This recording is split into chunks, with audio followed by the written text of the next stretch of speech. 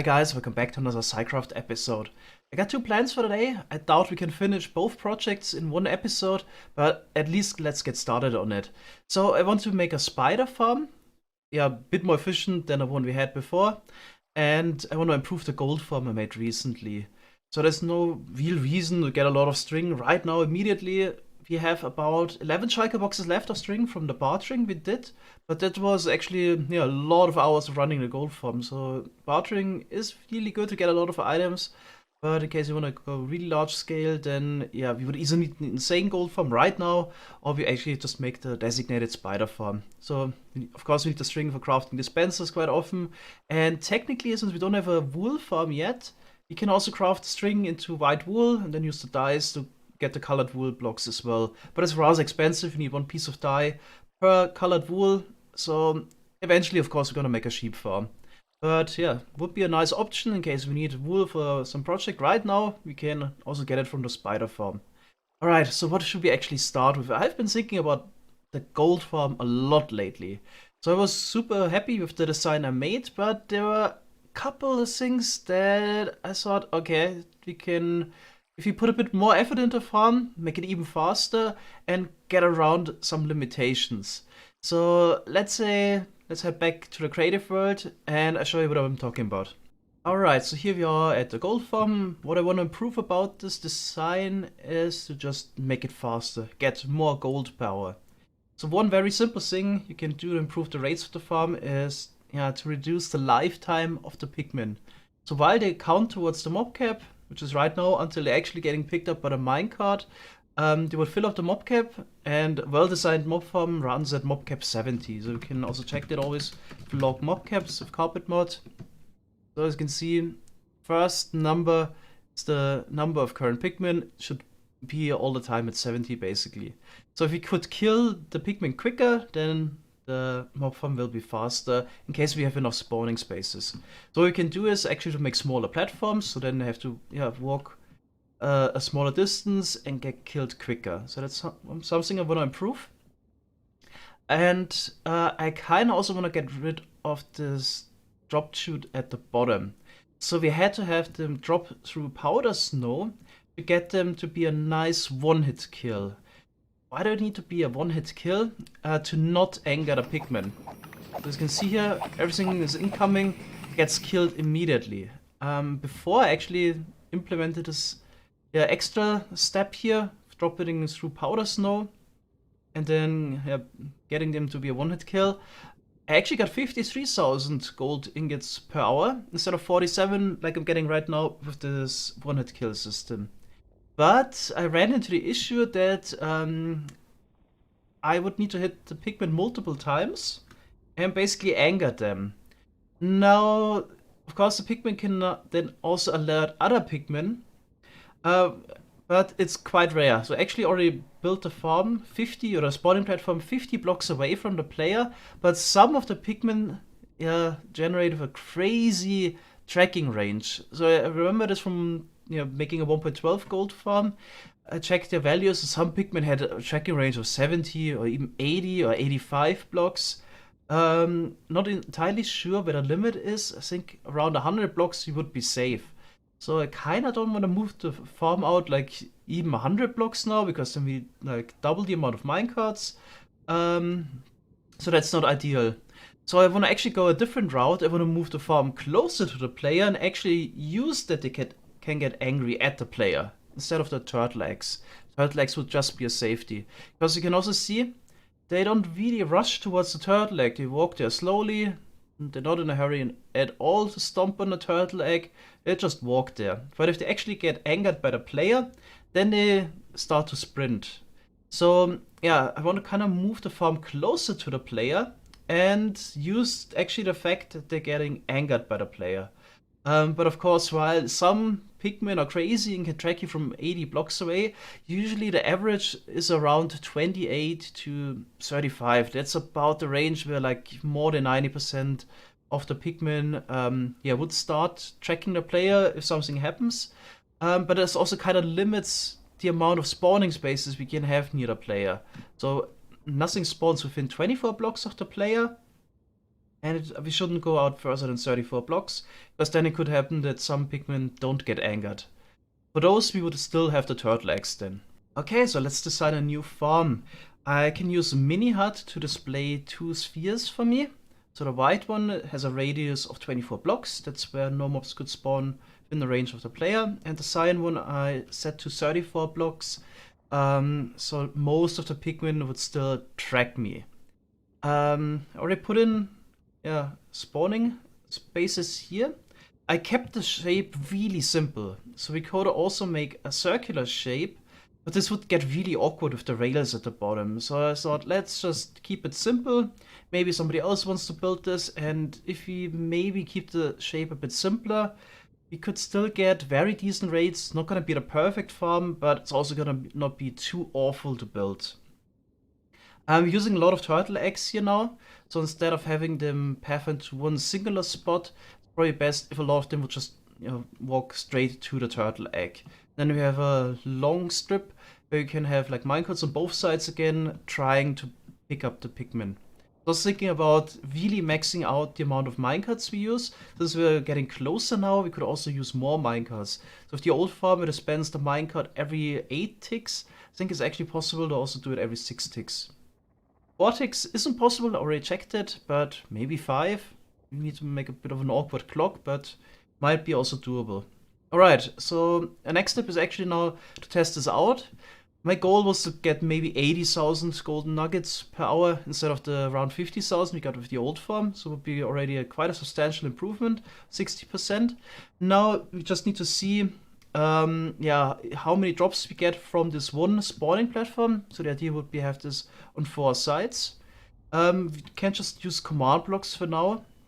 So just let them drop down here and teleport them towards the player instead of already putting in all the rails. Alright, so let's try this out. Okay, it looks like the farm is working quite well. So all the Pikmin that spawn definitely run towards the player a bit quicker, as you can see here. They also wait a little bit. I remember that also from the 1.12 gold farms. I think there was a trick to alert the Pikmin immediately. It was using 2 different alert Pikmin that were loaded in a different tick. We can get into those finer details maybe later if it's necessary. But yeah, this is a bit tricky. Okay, yeah, definitely looks good. So in terms of items, we're getting around 24,000 gold nuggets. And I was also doing some spawn tracking, because this tells us how many mobs we have on average. It's 23.1. So yeah, that means about a third of the mob cap would be filled by this. We could multiply the amount of gold nuggets by 3. We would come out at around 72,000 gold nuggets. Of course, the command block setup we have here might be actually a bit quicker than the minecart system. So could also be a bit lower. Maybe we end up at around 70,000 gold nuggets per hour. It'd still be quite decent. But at least it seems like the amount of spawning spaces we have here is about right. I was thinking about maybe shortening it here in the back a little bit and adding 1 or 2 platforms instead. But it wouldn't make much of a difference. This seems already to be pretty maxed out. Okay, time to try it out with some actual minecarts and also real Pikmin in there. So I do have a fancy 5-tick clock as well. For my testing, this should actually work. So we basically just got this leaf lock set up. So what basically happens is if we pull back the lock block here, 3 ticks later we would send a short pulse to the sticky piston, and then 2 ticks later the lock will arrive there again. And then we get a signal again, then we pull it back the next cycle. So 5-tick clock here. Okay, let's turn this on. Oh yeah, there's also a 2-tick delay in between the 2 dispensers. So there's a bit of an offset between the minecarts. Alright, so this is already working. Let's see what happens to the minecarts. Yeah, they get recycled back. Oh no, something gets stuck there. Oh no. Ah, what was that? What was that about? Is it a death animation that collides maybe? Let's maybe turn this off again. Hard to tell what happened.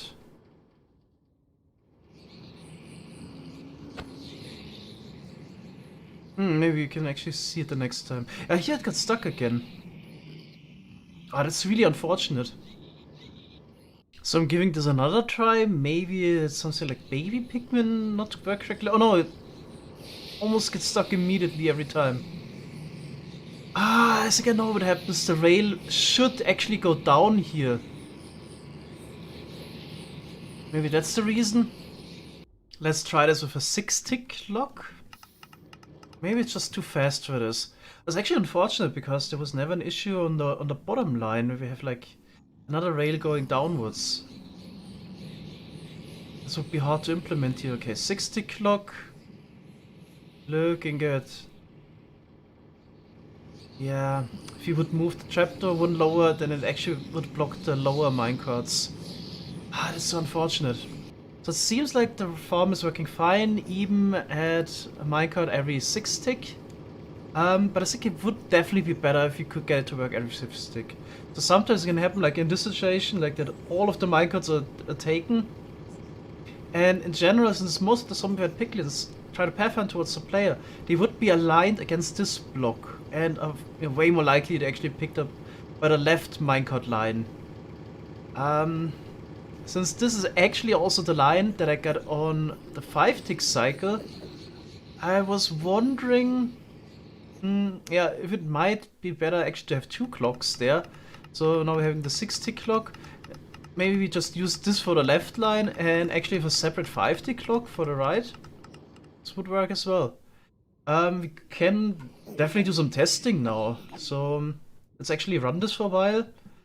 I do have the counter again and the spawn tracking. Maybe let's do a 1-hour test now with the 6-tick clock. And then we compare it with the 5-tick system.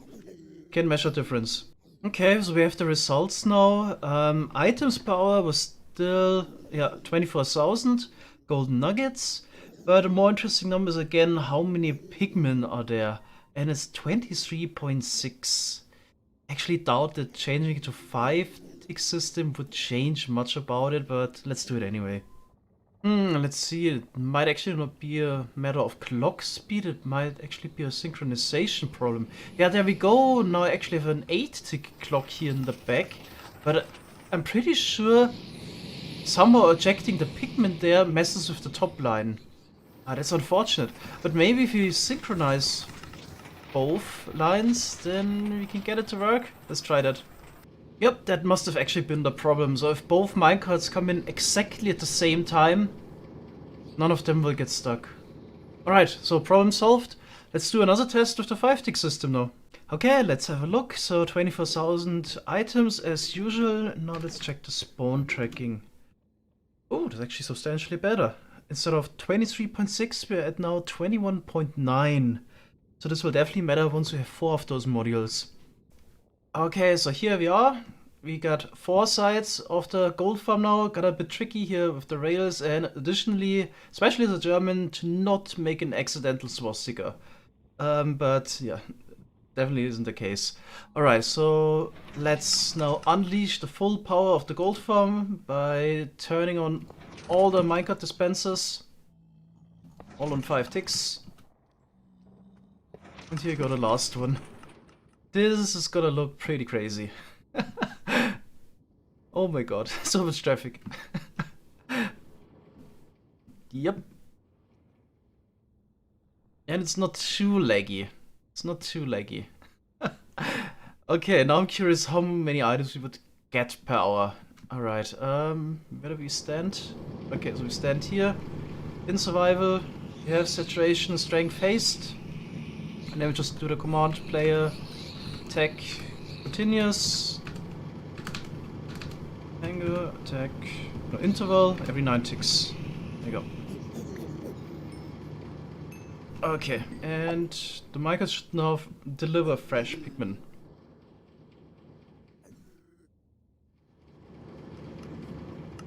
Yep, looking all good.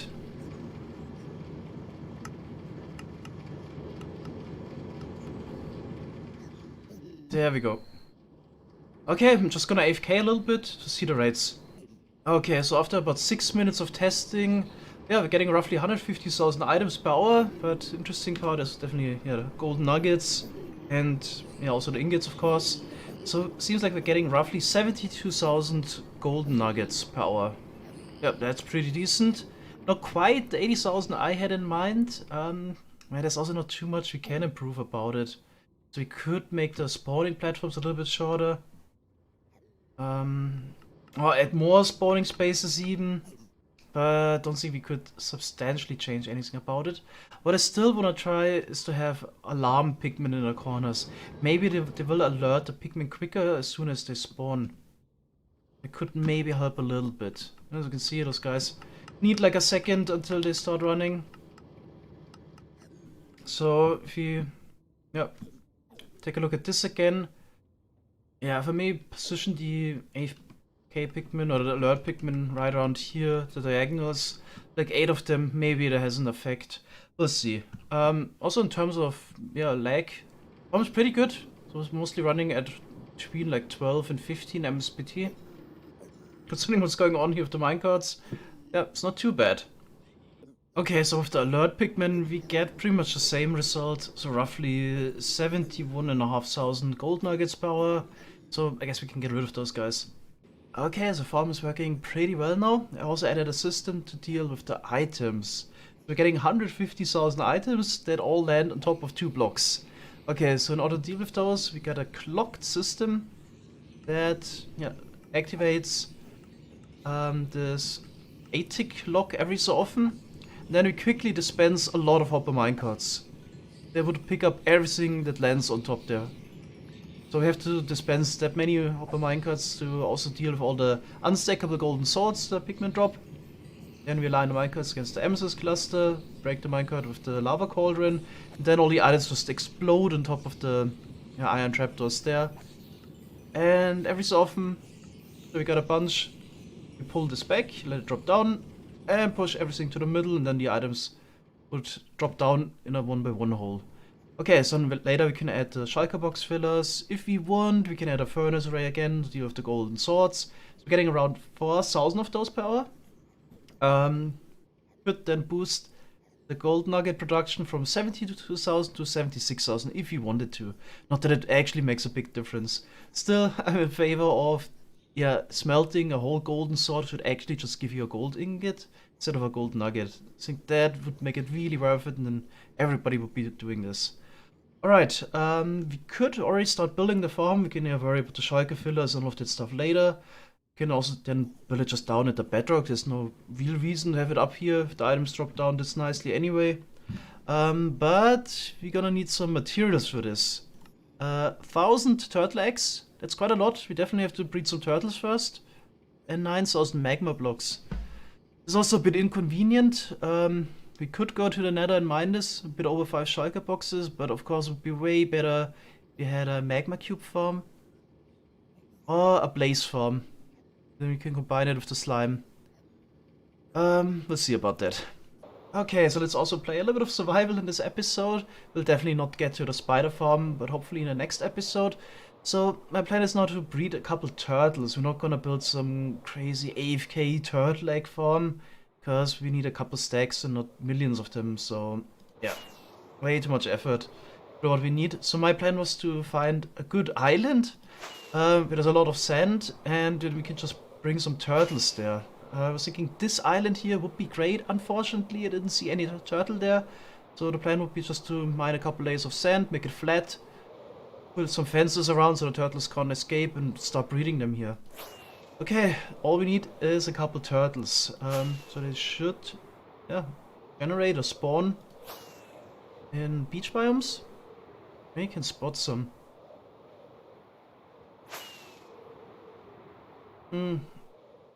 They're hard to find. Haven't seen any turtles here at all.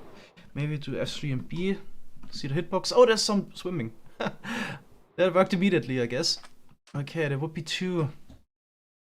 Yeah, of course I didn't bring anything for this adventure. I just was scouting the area now.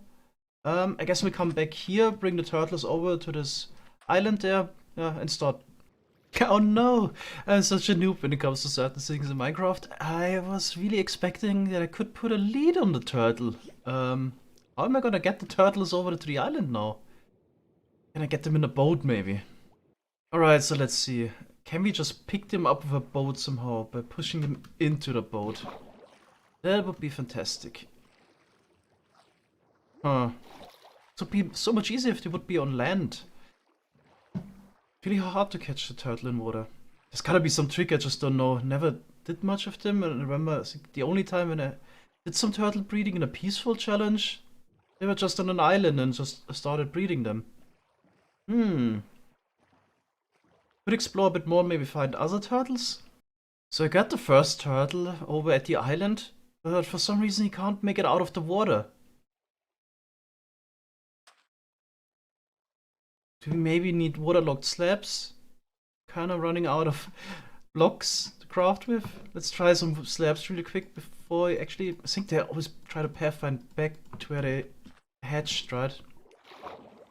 Okay, let's try it again with the seagrass. Oh, come on, buddy. Alright. You get him over there.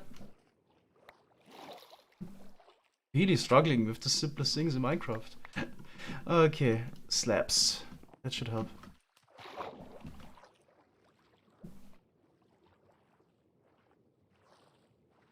Okay, yeah, all the redstone knowledge won't help getting some turtles on land, apparently. Yeah. I actually need to make slabs for them to get up there. Alright, yeah, also assume they won't be able to climb. Come and stay here. I think I'm just gonna fence them in, so we're good for now. Oh, you can push them up a block, okay? Now you can climb, apparently. Okay. Yeah, definitely probably enough fences, so we got one.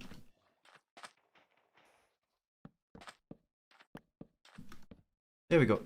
And here's the second one. This actually makes me think, can turtles get out of water by themselves ever?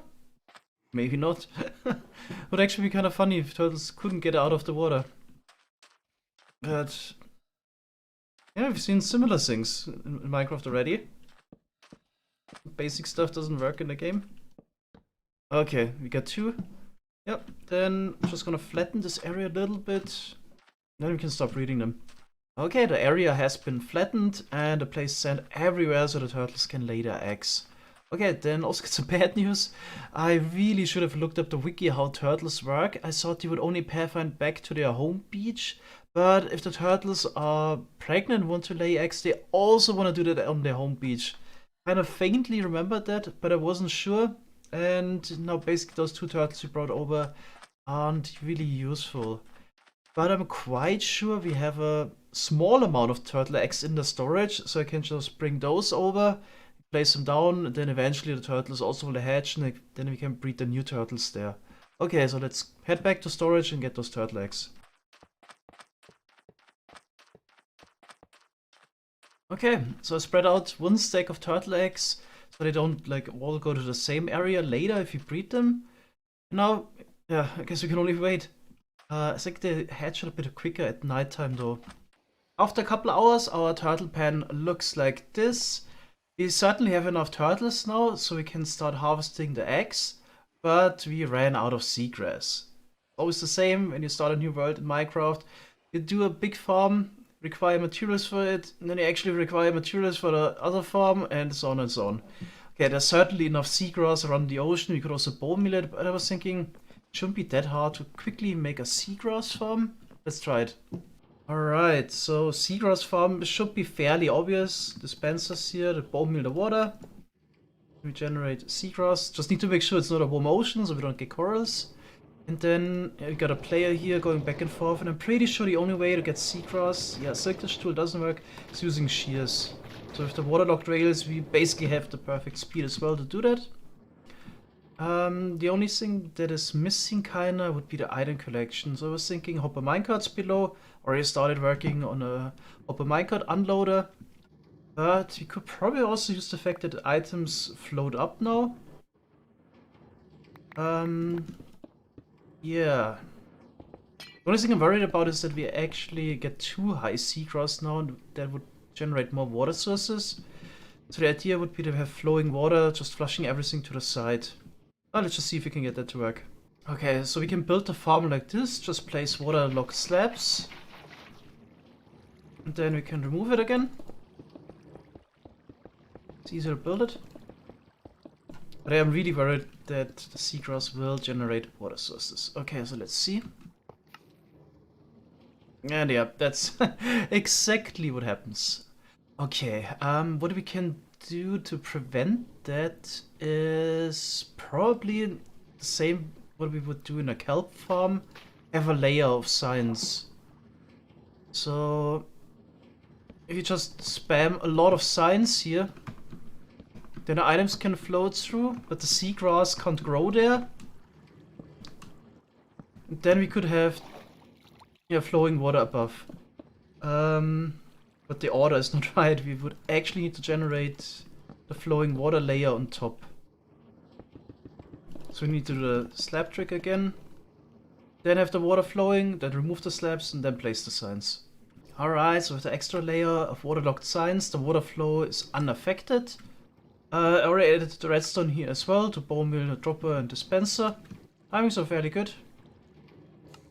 Should be alright. Let's try it out. Okay. Survival mode.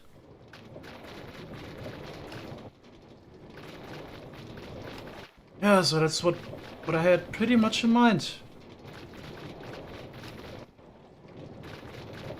Yeah, items also float up and will be sent to the collection area. Okay, let's see how fast this is. Okay, so it looks like we're in the range of around 27,000 seagrass per hour. This small setup here. Might be a little bit better if you maybe add a repeater delay there.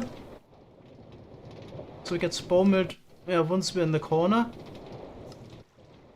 Let's see, I think this could maybe improve it slightly. And of course, we would run into some issues like our shears breaking after a while. Oh no, this is do you want to see another pig spawner farm? Or we actually just use it for a couple minutes and get enough seagrass for turtle feeding anyway. Yeah, I think it's enough if we just keep it like this and not overcomplicate. Of course, you could also make a fully automatic bone meal farm. Then, yeah, mending and XP repair. Maybe later. For now, I think I'm content with this one here. Okay, so adding a 2-tick repeater there. Yeah, set the timing exactly right. So after we harvest the last lane there, it will be immediately bone mealed again. There we go. This pushes the rates now closer to 29,000 per hour. I'd say that's good enough. There's things we could improve, of course, would be to make it longer so we don't change direction as much. Maybe we could also just make it smaller. I mean, if we're getting enough rates anyway, why do we even need 2 dispensers? Yeah, I think it's pretty good this way. I'm definitely content.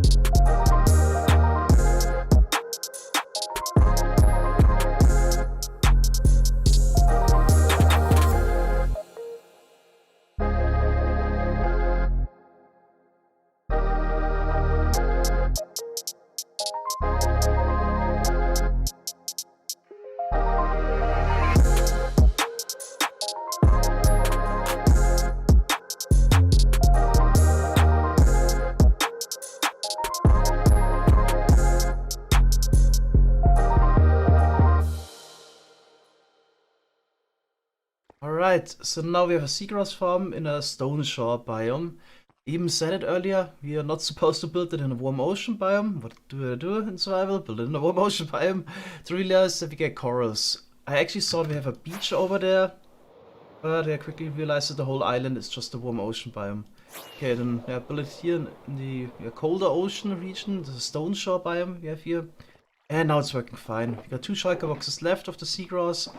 Yeah, considering we don't need a lot of that stuff, feed the turtles to get the eggs. Yeah, it might be that we never use this again, but in case we ever need more seagrass, we know where we can get it from.